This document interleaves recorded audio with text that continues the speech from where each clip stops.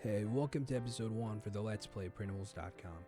If you've never heard of this site, this is a game where you upload your custom designs for 3D printing and try to gain levels. You gain levels by obtaining badges where one badge equals one level.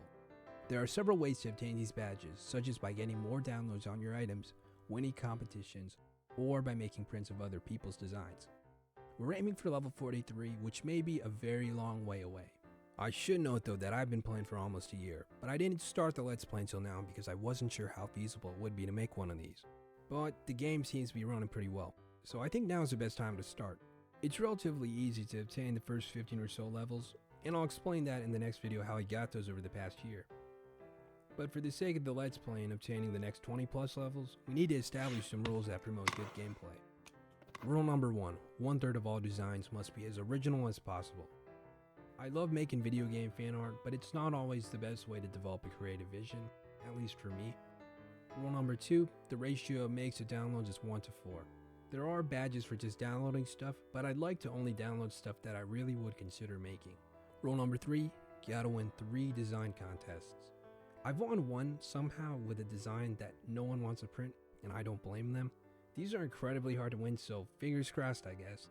And rule 4, I gotta have fun. If I'm not having fun, you're not having fun. Anyway, that's enough rules for now. Let's just get right into it and go over last week's in-game event, the Valentine's Day competition. We observe Valentine's Day here at the lab, so I have to publish this after the fact. What I made was a basic print-in-place heart box with chocolate-themed fidget toys.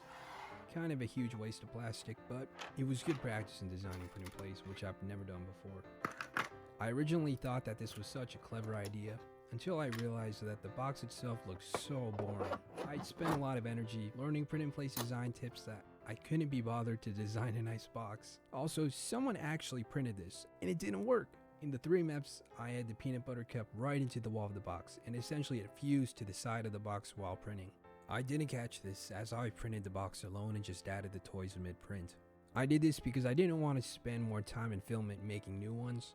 So on one hand I was being eco-friendly, but on another I was just being lazy. So some key takeaways from this competition. Number 1, always print what you decide to upload. Sure, you can't control every variable such as what filament people print with, but try to give people who download your stuff less headaches. And for the second takeaway, always check what you decide to download before printing.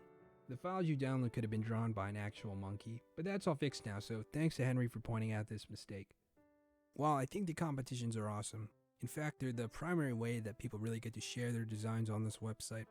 Sometimes I really want to make designs that I know I have no chance of winning, but I'd really like for people to see.